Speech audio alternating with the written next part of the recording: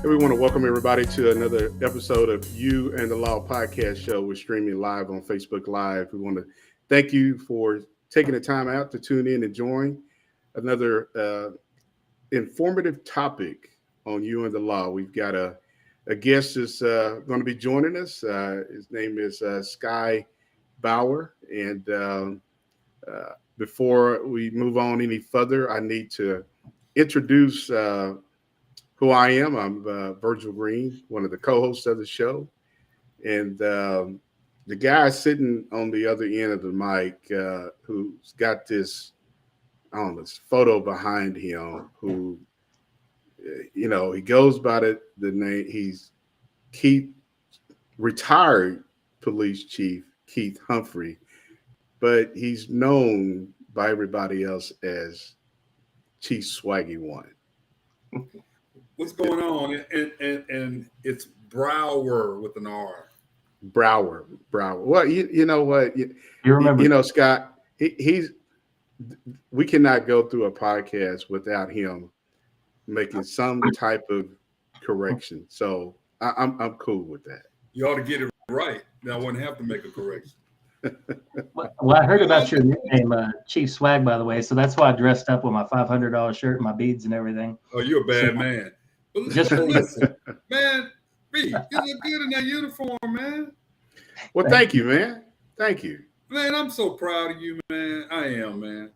Well, I'm glad that you're proud of me because, I have finally, earned the respect to be in your presence. Come on now. You like the picture? You like the picture, man? I love myself so much, man. I wanted to have me as a background. I want everybody to see me twice. Well, the only thing we can't see the full picture. So I think you're going to need people to see the beard. Just see the beard. Just see the beard. That's it. Just the beard, huh? Yeah, just the beard. Well, hey, Keith, I want to thank you for reaching out to Sky and inviting him to come on the podcast show and talk about our topic today is improving police outcomes and community engagement. And so, Sky, why don't you let our listeners know what you do, where you're from, and what all you're involved in the city of Little Rock. Absolutely. So, as you mentioned, I'm Sky Brower.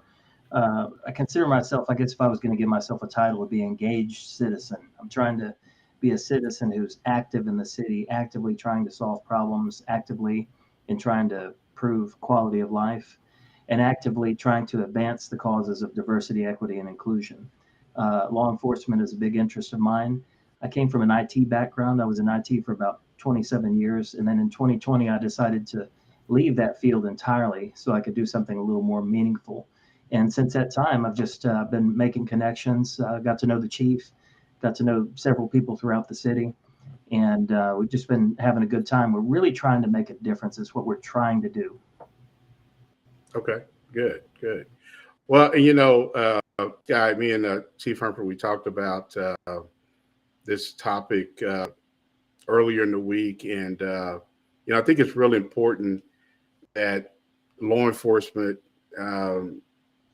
gets involved with individuals who are doing community outreach. And because, as you know, with the crime, even in Little Rock, but the crime just around the country, it's going to take more than just police officers. It's going to take the community. And that's been the conversation all along. But some cities are doing some good things, and some cities are still struggling.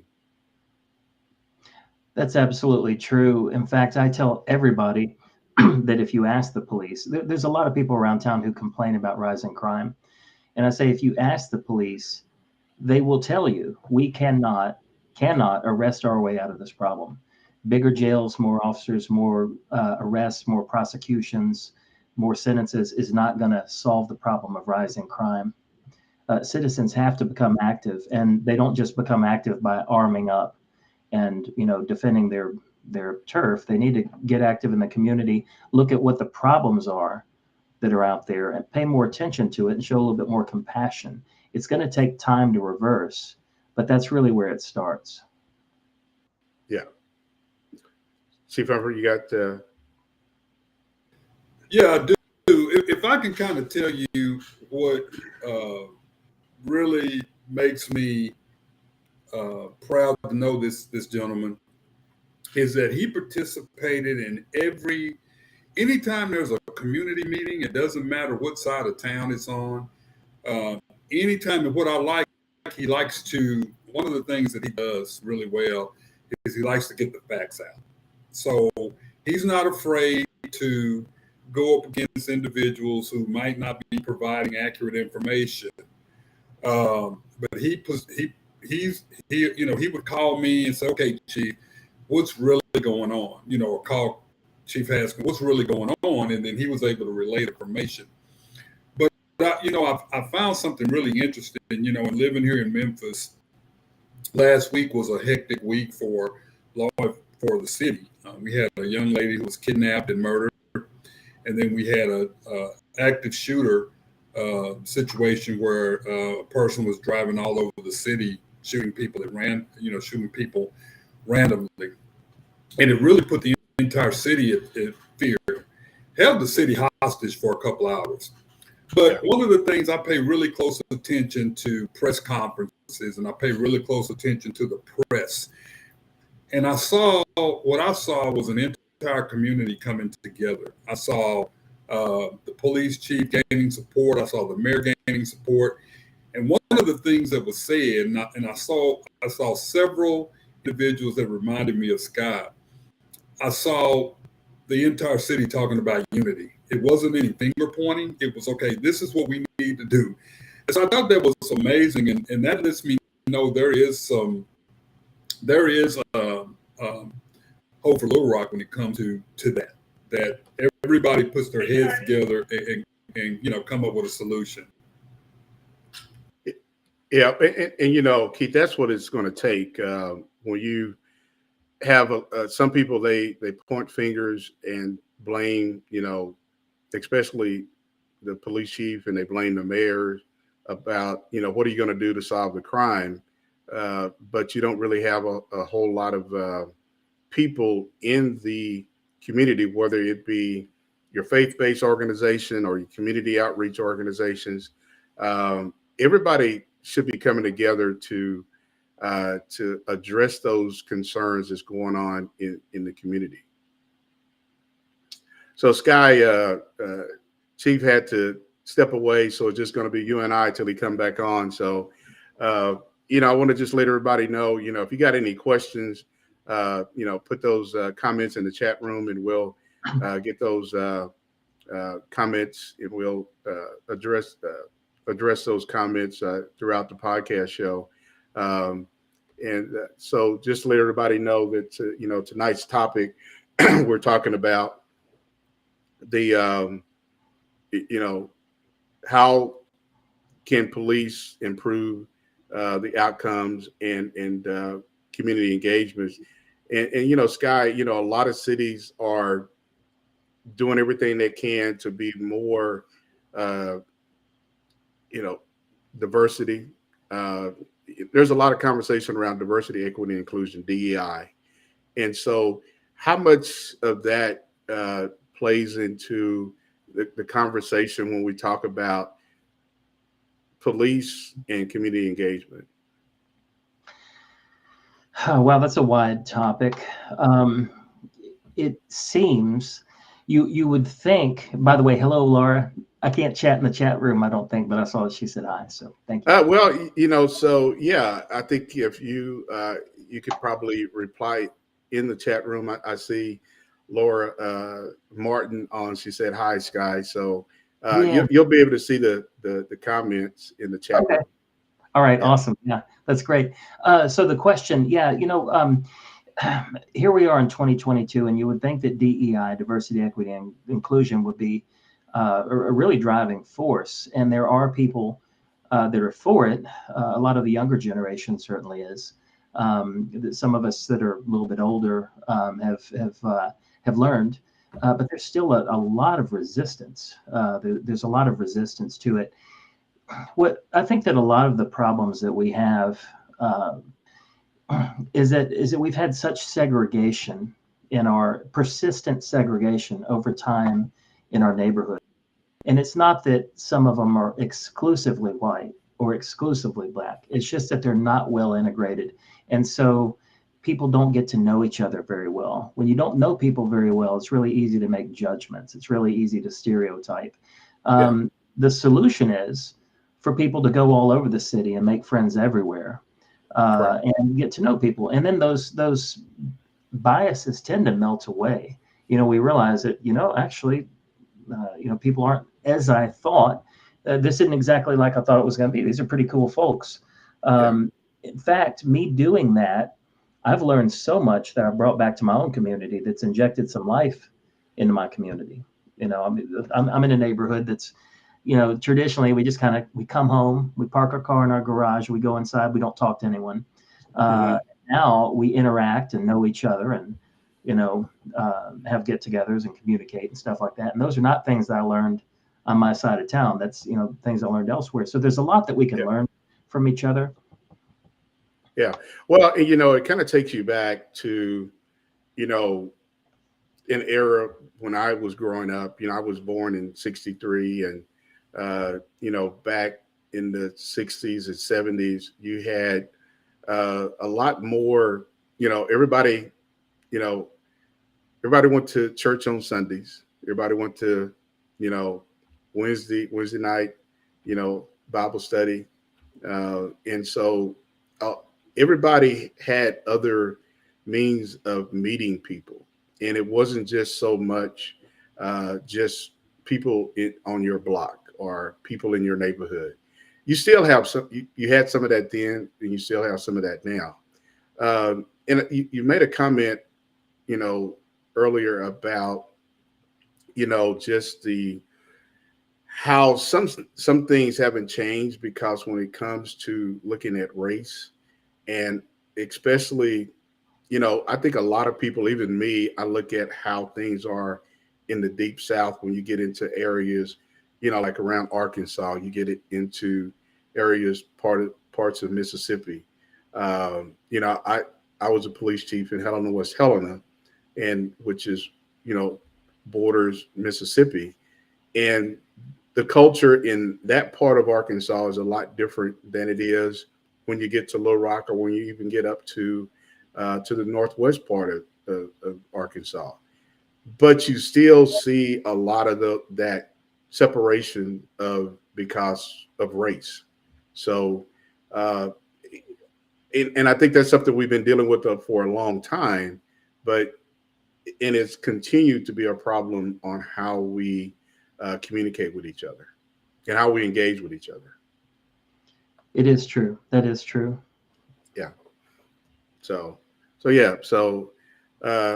got quite a few people listening to the podcast. We've got Laura, and then we've got Miss Smith listening in. So Sky, you've got some people who know you, and as well as probably Chief Humphrey. So the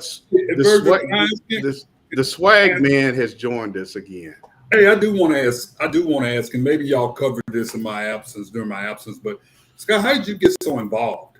I mean, you are passionate about this. I mean, what caused you to get involved with community engagement? Wow.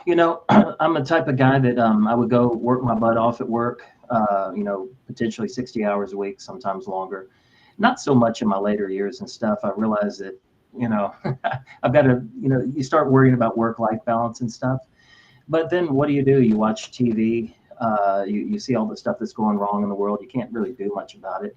And I just decided that I wanted to spend the next half of my life, which is probably more than halfway done, to tell you the truth. But I don't want to look back at my life at the end if I'm still awake by the end. If it doesn't come suddenly, and I can look back. I don't want to live with regret that all I did was work my butt off for someone else. I want to be able to have a sense of being fulfilled and stuff. And I'm just very passionate about humanitarian causes, the inherent worth of all human beings. I absolutely hate racism. I hate any kind of prejudice. And in that time, I've learned that really all of us have some type of internal prejudice. Usually, when someone starts off by saying, "I'm not a racist," you know that they haven't done any. Yeah. They've got a ways to go. I mean, Yeah. what ends up happening is you learn how to fight those things and become anti-racist. That's what you Yeah. do. So, but other than that, just solving problems in the community, it's easy. You look on social media, and it's so common to see people use social media as an outlet for their anxiety and their fear and their gripes, and just a dumping ground, a giant toxic dumping. But very few people want to get involved and active, and I just want to be one of the other people. I want to try and inspire people to you've got power. You can go and make change. Yeah. Well, Sky, you made, the comment about where people, one of the things they'll say is, "Hey, I'm not racist," or, "Hey, I've got black friends." So Right. those are two signs that, there is some biases going on there, but they want to let other people around them, or the people that they're looking at who don't look like them, that, "Hey, I do have black friends." Well, I've never asked anybody to tell me how many black friends you have, or, so yeah. You got a comment, Chief? Yeah, I do, and I will tell you that I think the funniest thing about it, when you have someone, whether they're black, whether they're white, that they try to prove, and they make those comments. Case in point, I had a member of my executive command staff make a comment once that, "Well, I'm not racist. I let one of the detectives who was African American get on my boat. He was on the boat with my son. So I'm racist." I mean, so I felt that to be really interesting, that there is always that caveat in there, and I think that's what's wrong right now in the nation. You have people that feel like they have so much to prove that they want to start out by, "Well, I'm not racist. I have no problems with the LGBT community." Why is that necessary to say that? Why basically just talk to people? And I think when you try that hard, you're trying to hide something. I truly believe that. And one of the scariest things in the world is someone who is racist, but they don't think they are, or they don't know they are, or they don't think they are. That's the scariest thing in the world. And it's just amazing to me in 2022, people still have that. You can't sit down and have a conversation. If Sky and I have a conversation, we should be able to have a conversation about diversity. We should be able to have a conversation about ethnic groups. Sky should be able to, if there's something that Sky doesn't understand in the African American community, Sky should be able to have that conversation with me, just like I should be able to have a conversation with him. And that's something we don't do. We as a society, we feel it's necessary to just ignore that because, it's not important, or I don't need to know that. And I think if people took the time to do that, there would probably be more peace in this nation. Maybe, perhaps, I don't know. Yeah. Hey, Scott, I got a question. How much do you think social media has played a role in this here? Social media over it definitely has exploded in the last 6 years.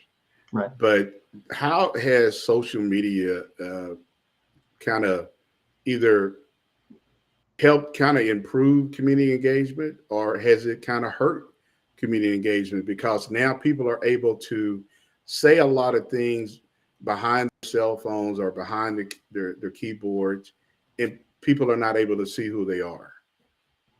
Wow, that is a big topic. I'm Yeah. not giving short answers. I'm going to try. I would say if you look at the net cost, like if you look at the assets or the positives versus the liabilities of social media, the liabilities may outweigh the positives. Look what it's done to our society. And a lot of that is driven by the technology companies that profit from our anger and our bias. It's just clickbait. It's really an extension of the type of thing that, I remember in the 80s, when talk shows became popular, we had some for a while, like Donahue and stuff. I remember the very first episode where there was a fight on TV on Geraldo. I was watching it live that night. Oh, and they had people yeah. from KK. You remember that? Yeah, I remember that. Yeah. Yeah, and afterwards, Geraldo's like, "I've shed blood in this fight Yeah. now." A little bit Yeah, blood's all over him. Yeah. Yeah, and then give it all of a sudden, people's like, "Oh, wow, that gets ratings now," and then soon after that, you get what Jerry Springer, and that's the norm, and people gravitate towards that. It's junk food. It's junk food for the brain.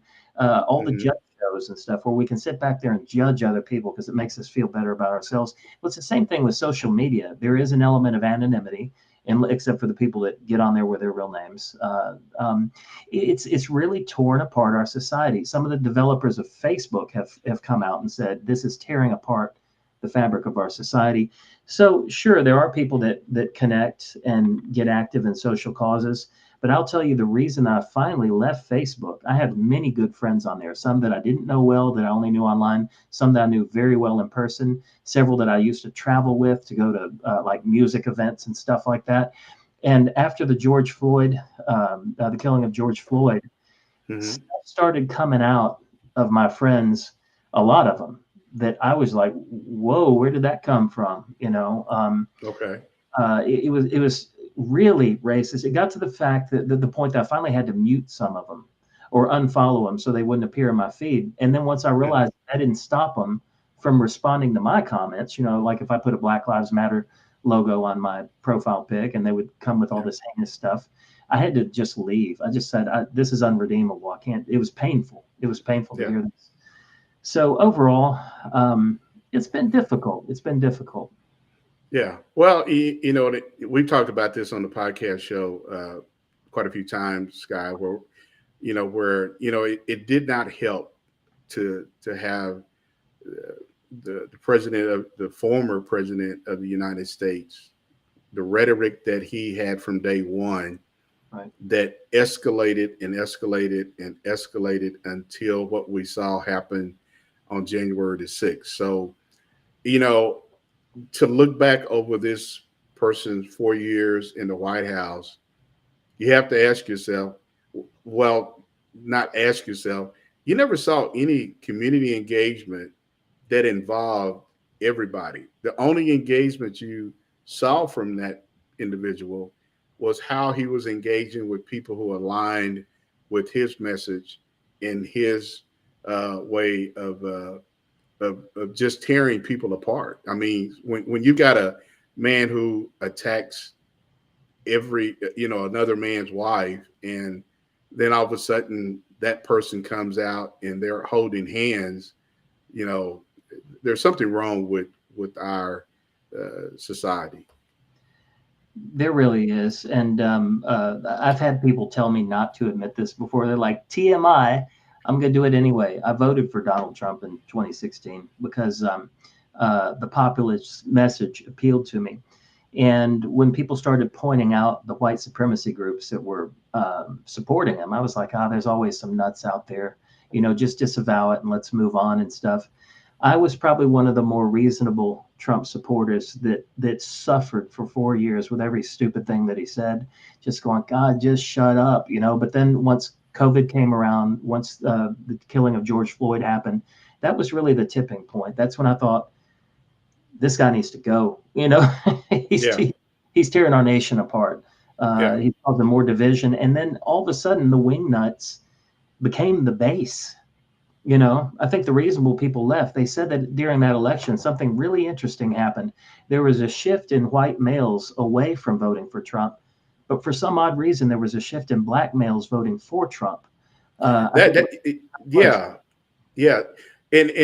that's something that's not talked about a lot.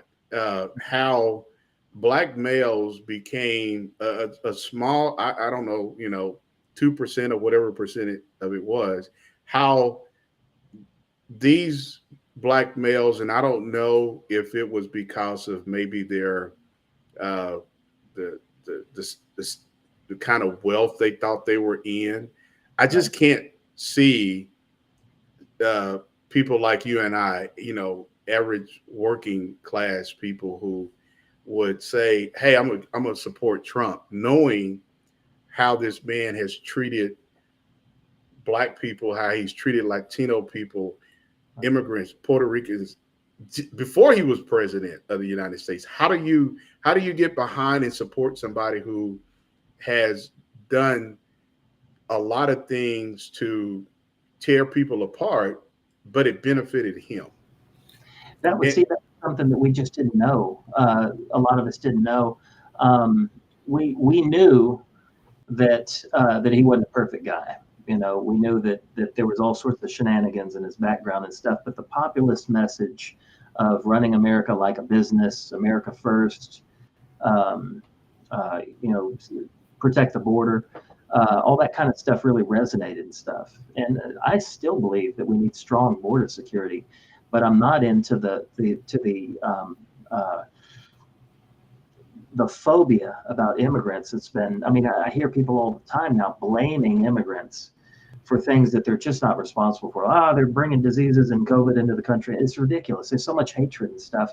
Another thing that I appreciated about him at the time was that he seemed to be appealing to Black communities in a way that the Democrats really had not. I mean, they always pandered for votes, but I never felt that they really delivered on much. And so I thought, well, he said, give us a chance. And then, boy, did he bomb that out, So, yeah, and I think everybody, and I think that he had an agenda, and that agenda was definitely going to benefit him. And it wasn't about, uh, you know, how can you bring people together? How can you bring all people together? right. So we've got a comment from, is it Chanel? Chanel, and Chanel asked, this is for you, Scott. She said, that's why you have to keep calling it out, Scott. You're really good at that, and it's appreciated more than you know. And Chanel. Never, yeah, Chanel's wonderful. Yeah. I'll never stop calling it out. The balancing act for me is that I want to be right, but I also want to be effective. And I can't always be so harsh if it isolates me. I've got to be able to integrate with people and communicate with them because I want to persuade people. And so, but I'll never back down from what's right. But I'm still going to be in the mix. Like I still support the LRPD strongly, even though I don't like everything the LRPD does. I have to remain there.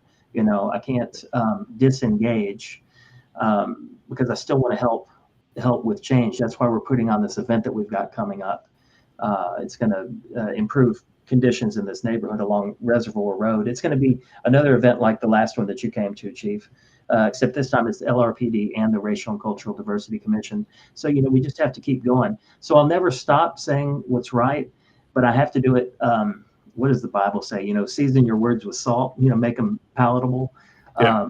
I don't want to burn bridges and stuff. It's really important to me that I be able to reach people. Yeah. Let me say this. You, Chanel, Kim Lee, there's quite a few others in that community that are very, very passionate and advocates. Let me just say this real quick. So, you talked about, we saw that shift in African-American males voting for Trump. And Virgil and I know one particular young man that ran in a city that is red, and I believe he took advantage of that, and I truly believe that he was. I believe he was taken advantage of. I believe that he fell into that trap. I believe that you have individuals that took advantage. They took advantage of Trump's popularity, and they wanted an office, and they basically sold their souls in order to be elected. I truly believe that there are those individuals, and there are individuals in all ethnicities that will sell their soul to get a title, will sell their souls to be in a position. We've said this before. I don't care what your political affiliation is. I do not care. That is your right. That's what makes this country great, because you have an opportunity to express what you believe. But I do have a problem with people taking advantage of an opportunity and have no solutions, but they take advantage of an opportunity because it puts them in a position of power. I really have a problem with that. So, yeah. Well, hey guys, we got quite a few comments. We got a comment from Pam Humphrey. Her comment is there are Artarian people of all races. Plus, Trump recruited a lot of black talking heads. Then Kanye raised his hand in Trump corner. I think Kanye West. This guy is I don't know what planet he's on, but there's a lot of people who appeal to Kanye West, and some people don't. So there was, again, you have people like Kanye West who used his platform to help elevate Trump more than what he probably should have. So we got another comment from Chanel, who says he only appealed to POCs who were wealthy. Poor individuals were not supportive of him, even though throughout his campaign he made degrading comments that were just not okay. well, hey, let me say this on that. I've never recalled disagreeing with Chanel on that. But I think there were so many people that of all socioeconomic levels that voted. I think there were people who came out of the woodworks who had never voted that came out to vote. Whether lower socioeconomic to the highest level of socioeconomic, I think people came out to vote. And so I just think that snake oil salesman. But people have their own reasons, and we have our reasons to vote the way we do. I think Sky was very eloquent in expressing. I talked to a young lady who said that she didn't believe in Trump's philosophies. I mean, his business mind, but she did for him because he was pro-life. That was pretty much the only reason that she voted for him, and that was her right to do that. But all socioeconomic levels came out to vote. Yeah. All races, all ethnicities, all socioeconomic came out to vote. Yeah.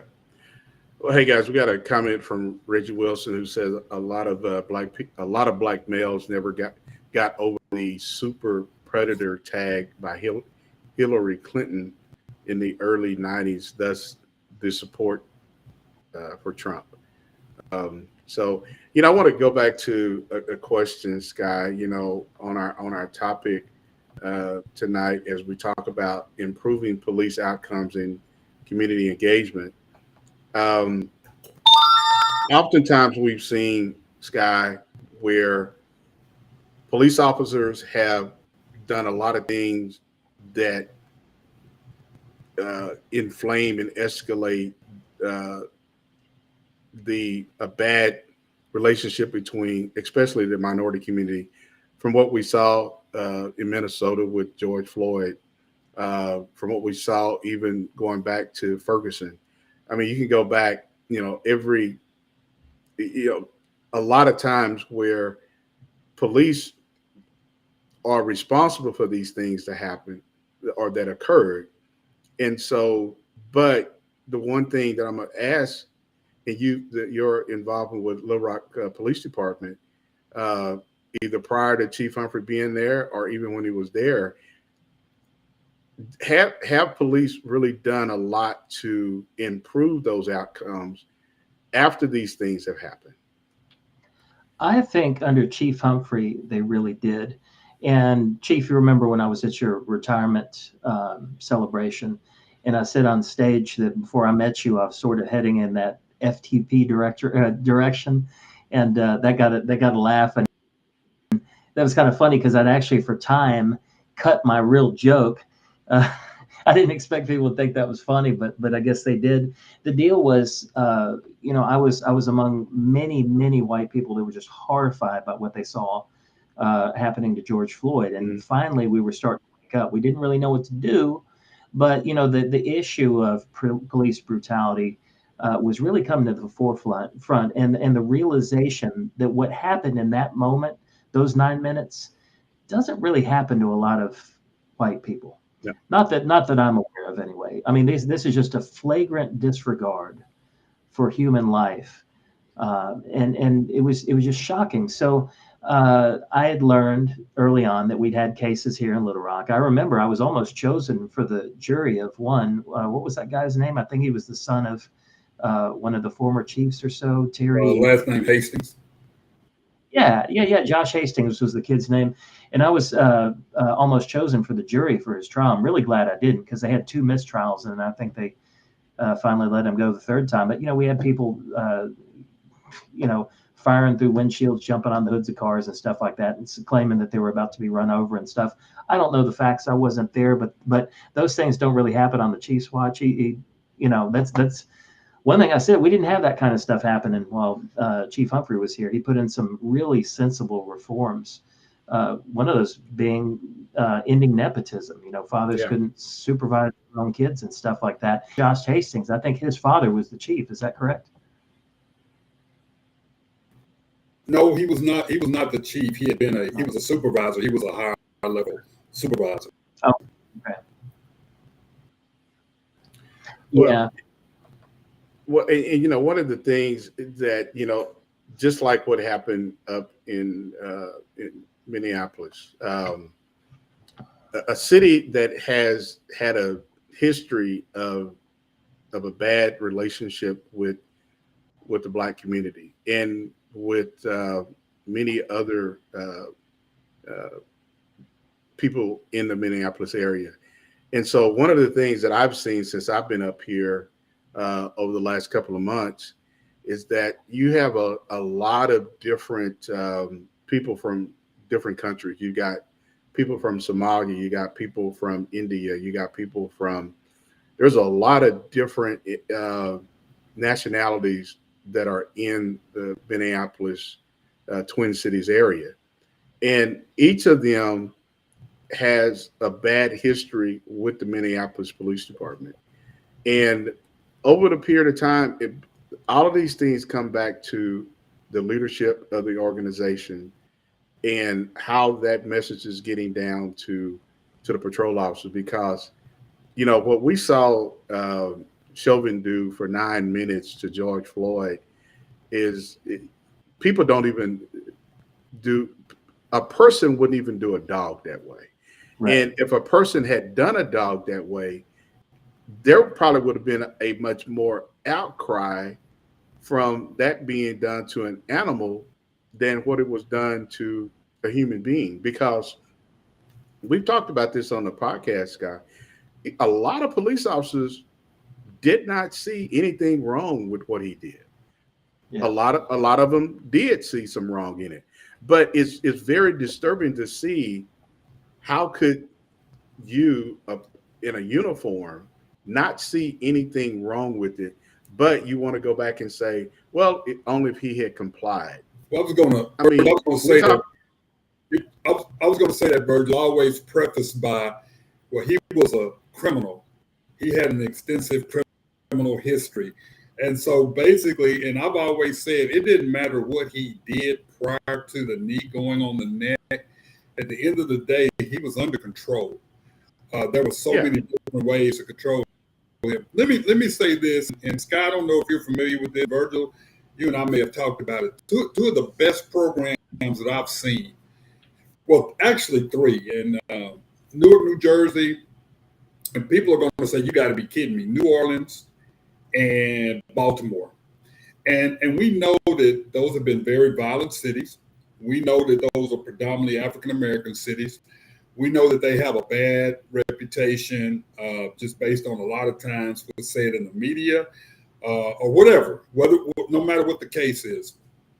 But I got a chance to participate in a very unique program that was put on by the ICP, International Association of Chiefs of Police, and it brought Baltimore police officers together with Howard University students, and it actually put the two groups in a classroom, and you had African American students that were talking to a very diverse group of officers, predominantly white officers. Well, I shouldn't say very diverse, but it was predominantly white officers, but they had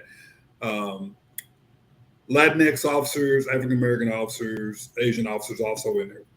And they had some deep conversations to the point there was some very tense, intense conversation, very tense moments.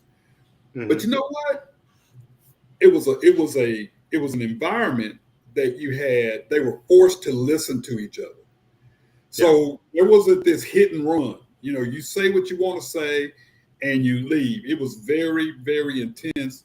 But at the end of the day, at the end of that session, which I think it was a semester, what you found is that that you had both groups starting to understand the concerns of each other.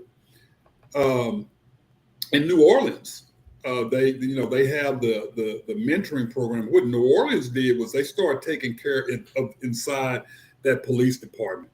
They started taking care of inside the police department before they even tried to get involved in the community, so that because before you can do anything outside, you have to clean your house. Yeah, we know about Newark, New Jersey, and the things that they have done. So there are programs out there that work. Trust me, there are programs that work. You're not going to see it happen overnight, by no means. But there are programs, if you put forth the effort, they can be a starting point for healing. Yeah. Well, Keith, you mentioned Newark.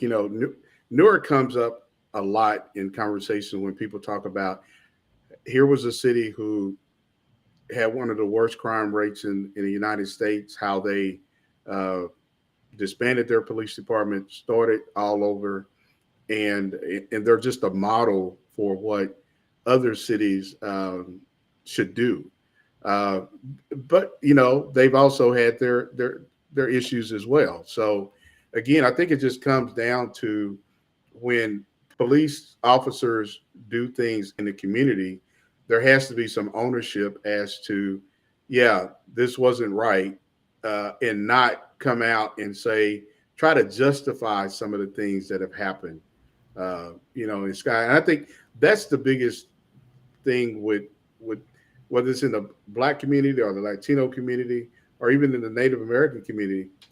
People have seen so many leaders come out and try to justify things that we're looking at, saying, how do you justify that? And how do you stand up in front of this mic at this press conference and say that this officer didn't do anything wrong? Or you use language that says, everything needs to be investigated. But when you blatantly see somebody kneel on somebody's neck, and as Pam said, it was a lynching. How do you not come out and address that head on?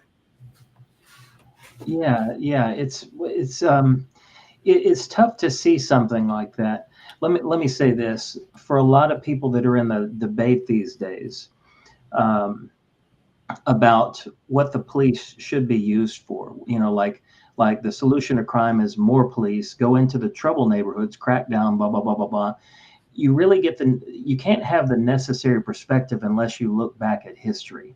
You've got to look back at real American history, extended back hundreds of years, to really get perspective of where all this stuff came from and where we are today. Things are a lot more hidden today than they used to be.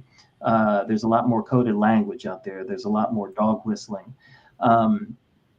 The police started, and I know, Chief Humphrey, we've talked about this before. The first version of the police, I believe, was the KKK. You know, if you watch that old movie, silent movie, Birth of a Nation, and I forced myself to sit through all 3 hours of it one time.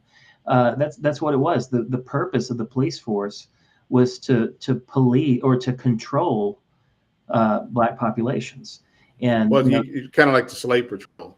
Yeah, yeah, the slave patrol. yeah. And then shoot forward into the future. If you watch a documentary like the one about the LA riots and everything, that was still what people expected the police to do was crack down on those communities, keep them under control, keep them on one side of the line and everything. And so, if you look about it that way, here in Arkansas, I think it was 1918, there was a man named John Carter that was lynched on Broadway and 9th Street. And it's not hard not to see the same thing when you see what happened to George Floyd. It's a message to everyone around. This is what happens. We want to make sure that you don't get out of line, that, this is the message that we're the ones that are in control. We have the power and stuff. Yeah. Can I say something too? I will tell you that I believe as law enforcement, we have probably been forgiven more than any other profession in the world. Think about it. People just keep calling us. Things like George Floyd happened, things like Ahmaud Arbery happened. And the reason I use Ahmaud is because the two of the three individuals at one point had been law enforcement officers. The Bolton John incident, the deal that's going on, the trial that's going on right now regarding the Wolf City, Texas officer. Although these type of things happen, think about it. We continue to be forgiven. We continue. Do you think so? Yeah, people continue. Well, let me say this. I know that we're a very important aspect of society, but people, the same people who look like George Floyd and the same people who look like the immigrants that are on the border continue to rely on the police law enforcement to provide peace and protection. We really do. You think about it. You think about it. There was a call to disband the police. That kind of died now. People still are willing to forgive us and give us a chance. You look at January the 6th, which we know there was a substantial number of law enforcement officers in there, and people still support us. We still receive the funding to be effective and sufficient and to have the technology and things like that. When are we going to, at some point that's going to run out. At some point, people are going to stop forgiving us and really not want us to be around. Yeah. Well, let me say this, and I think Scott, to get your opinion about it, and Chief Humphrey and those who are watching the podcast show. Tonight's topic is improving police outcomes and community engagement. When you see the things that have happened from Rodney King, there was a generation who wasn't even born when that happened, but their parents have told their kids about what happened to Rodney King. Or you can go back to YouTube and watch it. It's all over YouTube. Or you can watch what happened to Michael Brown. Or you can watch what happened to what happened up in New York with I just lost Eric Gardner. Yeah, Eric Gardner. So many things have happened. And you have and I know especially in the Black community where you've got some mothers and fathers who tell their kids, you don't talk to the police, don't look at them, don't speak to them, don't respect them. And so there are, when you said people have they need the police, but you've got people who feel like they don't need the police because of all of the things that have happened and the fact that these things continue to happen, Keith. But people still forgive us and still we still have to come back and earn trust. Don't get me wrong. Yeah. But the same communities that there are those in the same communities that these type of events happen that still want to give us a chance. That's what I'm saying. Yeah. People haven't shut completely down on us yet. People have not. There are people that and Sky knows what I'm talking about. There are individuals that want nothing, like you said, Virgil, want nothing to do with law enforcement. Nothing at all to do with law enforcement. And there's been some of those individuals that I've talked to, head to head, and you get it. I understand.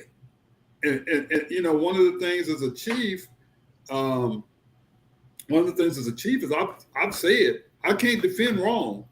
When we're wrong, we're wrong, man. You cannot defend. You cannot defend wrong.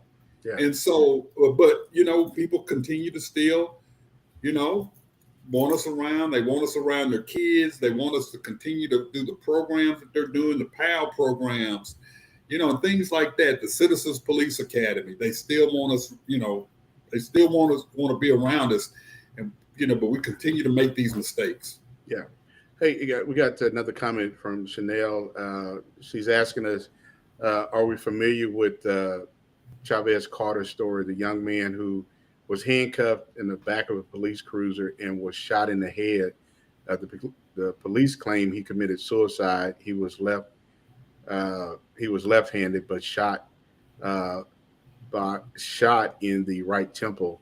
I think Chanel said she thought it took place in Jonesboro. I remember hearing something about that, and I don't know if it was in Jonesboro. I know there was an incident that occurred in Natchitoches, or I can't remember what part of Louisiana. Yeah, Nacogdoches. Yeah, Natchitoches, Louisiana, somewhere with troopers, and that came out. There was video, and that came out that was they lied. And yeah. So I don't know if that's the one she's talking about. We talked about that on a previous podcast show, Keith, about the incident that took place in Louisiana, where the Louisiana State Troopers claimed that they got into a pursuit this man ended up. They basically lied and fabricated, and then some things came out, and I think one of the troopers actually ended up getting charged, or some other people in the command staff did. Right. Chanel said it was actually in Arkansas. I'm trying to look it up to see, because I do remember hearing something like that take place in Jonesboro, and it was just very quiet. You didn't hear a lot lot about it. So let me share something with the listeners real quick. So we talk about and I'm not going to call a name. I think Sky knows who I'm talking about. But there's an individual that he does not even live in Little Rock, and he continues to just stir up a lot of stuff in the city. And I had to terminate an officer when I first got there for what I thought was a violation of policy. Well, same thing happened in, I cannot think of what city. Oh, Lone Oak, I believe. And a kid was shot, and I believe this was a young white kid that was shot. Am I right, Sky? Was it Lone Oak? That was BB. BB, okay. And the BB Arkansas. Yeah, the chief actually fired this kid, fired this officer. And this person who I'm talking about went after that chief because he fired this officer for killing a kid. As a matter of fact, that officer was convicted, if I make no mistake, not too long ago on that. So you have individuals out there who they are so pro-police, they don't think we can do anything wrong. I mean, they actually believe that it's okay for an officer to use a certain amount of force. And they'll support them 1,000%. And that's some of the problem too. So when you have officers that feel that way, you have the union, and then you have citizens who feel that way. Why do you not think that you're empowered to do what you want to do, and that you shouldn't be punished for it? Yeah. So hey guys, case of Hunter Britton, is that what you were talking about? That is correct. And it was in Lone Oak. It was in Lone Oak. No, it was But I think it was the county. I don't think it was the police. I think it was whatever the county. Yeah. Yeah, I was down there for the memorial service. Actually met Al Sharpton that day and Ben Crump. I got my really nice guys. Yeah, and I think Ben Crump was representing the family in that. He was, And- yeah. Yeah. And so, those are the type of things that we people continue to support when you have bad actions like that or bad practices like that. You got to see it for what it is. Yeah. If an officer makes a mistake that results in somebody dying, that's bad. We can't make those kind of mistakes. We cannot make those kind of mistakes. We just can't, because that further splits the community and it further splits the nation. And I've always said this: every police department in the nation is one incident away from making world news. Right. Yeah. You could be a 2-person police department. You don't think the Lone Oak incident didn't make world news? Absolutely. Yeah, it did. Well, especially after Ben Crump and Al Sharpton got involved with it. Yeah. Hey guys, we're coming up on the last few minutes of the podcast show, and Sky, it's definitely been a privilege to have you on and talking about what you're doing in the city of Little Rock with community engagement. You had mentioned something about an event that's coming up here pretty soon that you are involved with. Share with our listeners what this event is about and how this event involves police and community engagement. It's been a pleasure being in here. In fact, I just saw a new question pop up from Pamela in the chat box. I might shed some light on that. Is there time for that? Yeah, go ahead. I think she said, just curious, why do y'all think white people don't protest when a white person is killed by police under questionable circumstances? Good question, Pam. I know we've only got a couple minutes left. I'll try and make it quick. The case of Hunter Britton and his memorial service, that was one time where everyone came together. And part of Al Sharpton, when he spoke, he mentioned that people told him about the case, and they said, "There's only one thing: the kid's white." And he goes, "Well, then we must go." We must. I remember. Yeah, and it was being there in the audience with everyone and seeing everyone collaborating together and talking is exactly the type of interaction that we need to have. That, I think, in that moment, the family and friends of Hunter Britton, of which he had a lot, realized what had been going on in the with cases like George Floyd, because now they're feeling it themselves. It's very similar, and so this was a case where everyone showed this really isn't about this. This is about human rights. This is about about human life, not simply a racial thing. And so together, one of the things that they were fighting for is that the officer at the time, it wasn't clear how he was going to be reprimanded, and they wanted him to be decertified as an officer. I can't recall what actually happened with him. I can't, but I remember at that time when we were there, we had an after protest right outside the sheriff's department or the department, wherever it was, and they had brought the militia out there to kind of guard. We ended up going out there and making friends with the militia and inviting them over to come have some food just so we could hang out and talk and not have such a tense situation. He was charged. He was found guilty. I don't know what level of the crime, but he was found guilty. Yeah.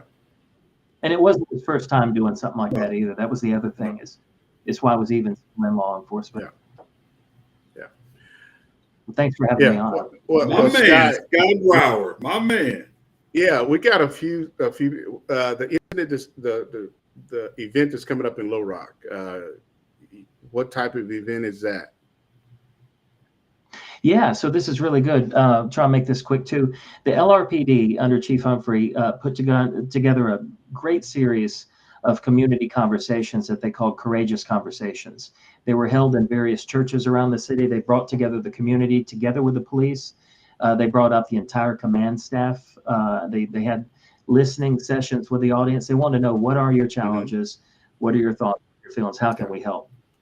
And so our commission, Racial and Cultural Diversity Commission, had one as well, styled after that, called Diving Dialogues. We tried to expand the conversation beyond just law enforcement to also, like job opportunities, financial assistance, youth gang prevention, all this kind of stuff.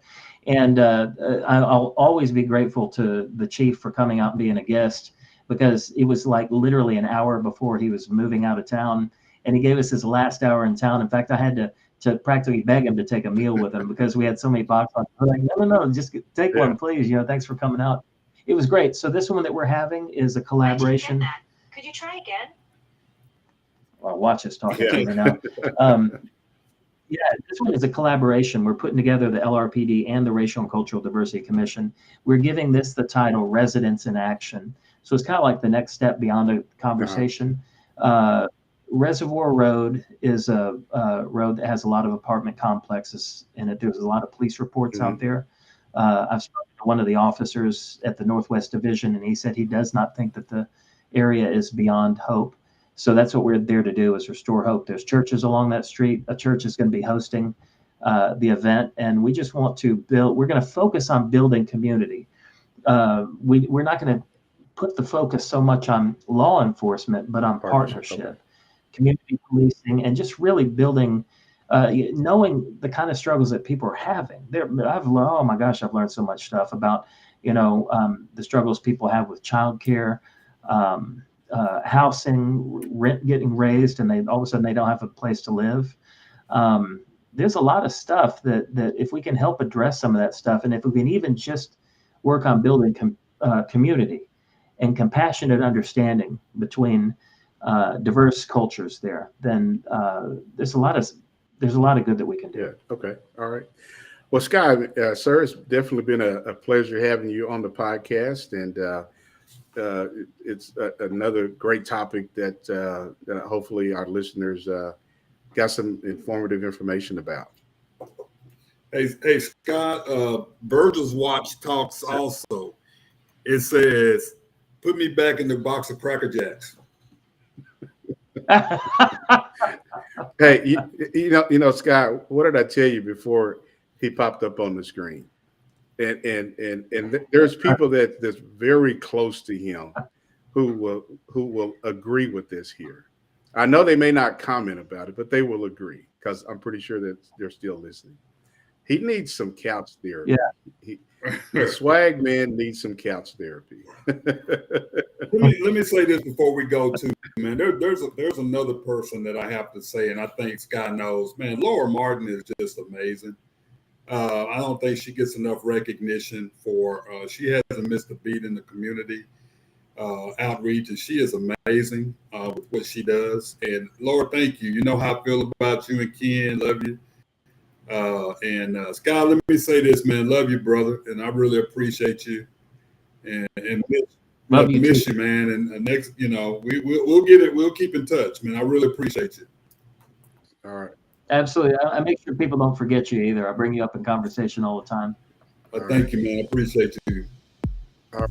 Hey, thank you for tuning in and joining another episode of You and the Law Podcast Show. Make sure you tune in next Thursday at 6 p.m. Central Standard Time for another live episode of You and the Law Podcast Show. Thank you.